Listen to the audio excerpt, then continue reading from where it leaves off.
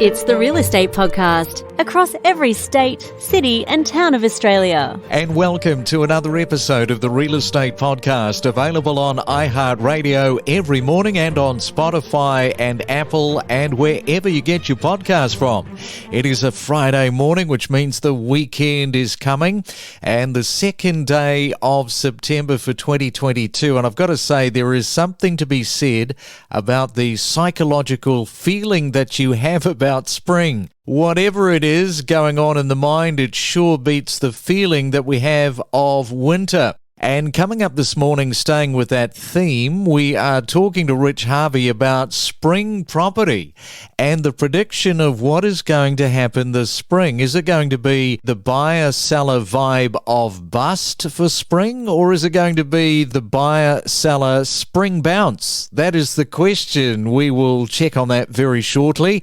And because it is spring, we are going on a road trip and we're heading north from Brisbane. And our first destination is going to be Hervey Bay, right there on the Fraser Coast, the capital for whale watching. It's a beautiful spot, and we will find out some interesting information about Hervey Bay. From there, we're going to head even further north, heading to Rockhampton, and we're going to find out the crucial things that you need to know. And for first home buyers, brace yourself for some pretty interesting surprises. And from Rockhampton, we then head further north to Mackay, the sugar capital of Australia.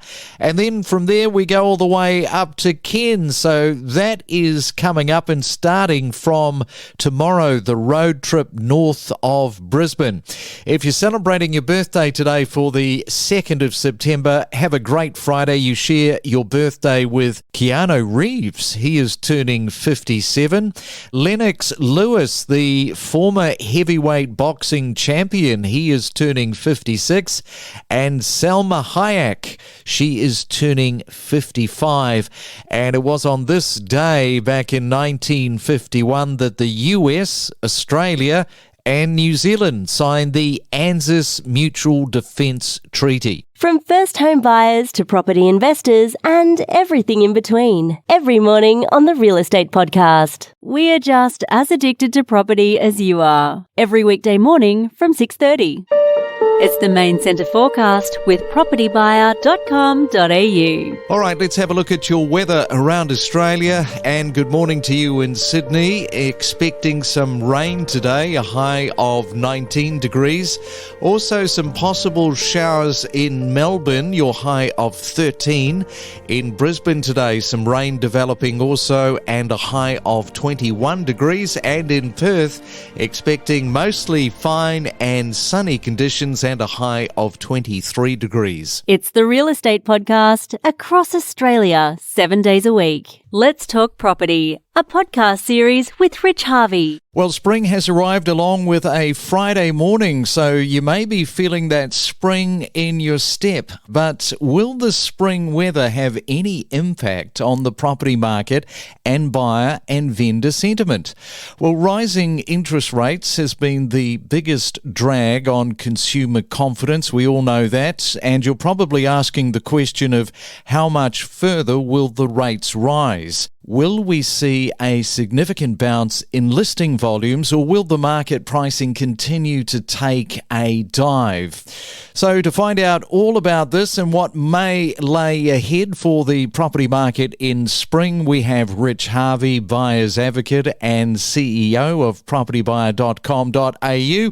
And welcome along, Rich, to this Friday morning and the second day for spring. Yeah, thanks, Craig. Great to be with you. I can definitely say the weather's warmer. I've been out for my morning walk this morning and just out in a T-shirt and didn't feel cold at all. It's wonderful. There's a real difference in the atmosphere. I love it. Oh, yeah, spring. We have waited. Almost it seems like we've waited such a long time. 100%. It's been a cold winter. Can't wait to get out of it.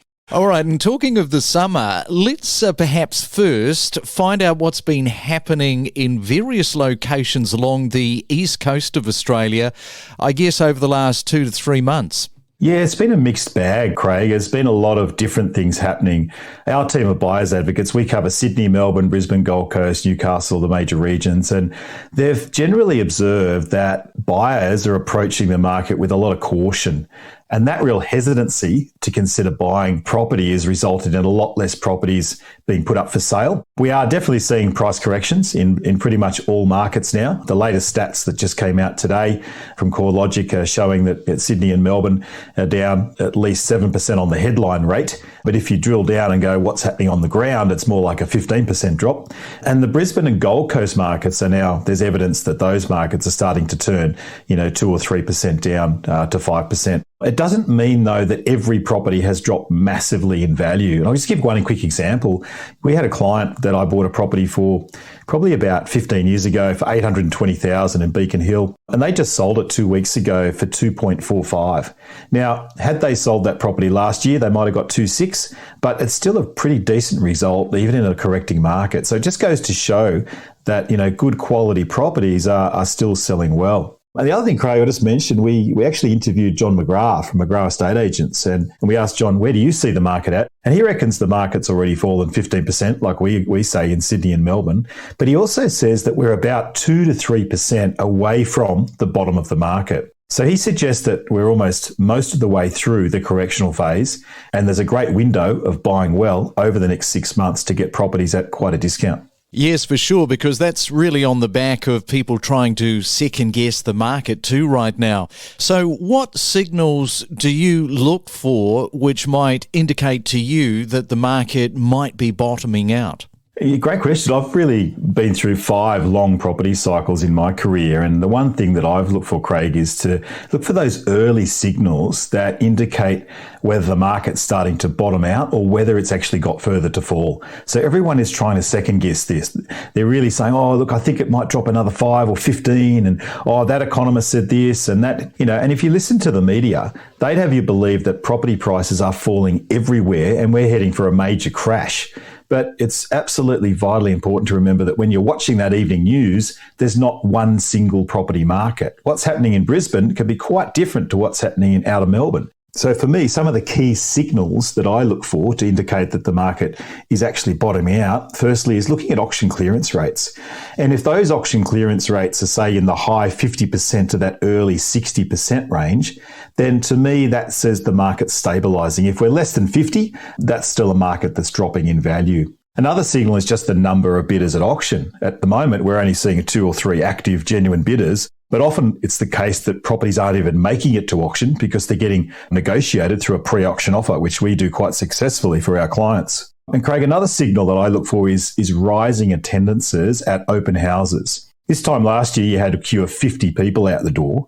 But, if you're there today, when I go through properties on the weekends, I'm only seeing, 4 to 5 groups at a time. And the most obvious signal that shows that property price declines are slowing or easing is when you see the headline figures stabilise month by month. But you just got to remember, as I've said before constantly, that data index is often a bit out of date. And let's swing back to the spring market. What type of spring market in 2022 are you expecting to see? In other words, how different do you think it will be from, let's say, last year? Oh, it's going to be very different to last year. I mean, this time last year, we were still in the middle of a lockdown. There was very little stock available and consumer sentiment was very strong. But I find it really strange, Craig, that everyone follows the herd. At the moment, everyone's sitting on the fence and not wanting to get into the property market. But, if you really want to take a counter-cyclical approach, it's the best time to buy. I love that quote, has a go, your best time to buy straw hats is in winter. The best time to buy when everyone's not buying, right? The spring market's really impacted a lot by cost of living issues, inflation pressure, mortgage repayments going up. But really what's happening is just we've been living with really low interest rates and the interest rate cycle is now normalising. And from my perspective, I think the cash rate is going to settle somewhere between 2.5% to 3%, which really translates into a discounted variable rate of around 4.5% to 5%. Yes, and a big talking point, because it is now spring, are listing volumes. Now, the smart money is on them rising. What do you think is likely to happen this year? Look, I think there'll be a very small bounce. It's not going to be a traditionally massive rise in listing volumes. If you look at the actual CoreLogic data, it's saying that total listing volumes are still 25% below the 5-year average. So a lot of vendors are just holding back and just, again, if they don't need to sell, they're just going to wait. But obviously, life circumstances for a lot of people, unfortunately, there might be a death in the family or divorce or separation, or people have to move for job purposes, or literally they're just outgrowing where they are and need to move. All of those sort of properties will come to market. I don't expect to see a rapid rise in the number of mortgage delinquencies or forced selling. If interest rates go really high, well over what I've estimated, then that could happen, but I'm not anticipating that happening.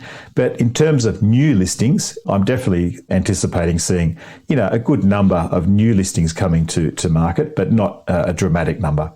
And Rich, the vendors, of course, are listening to our podcast this morning. So what advice in this current market would you give to potential vendors thinking about selling in the spring market?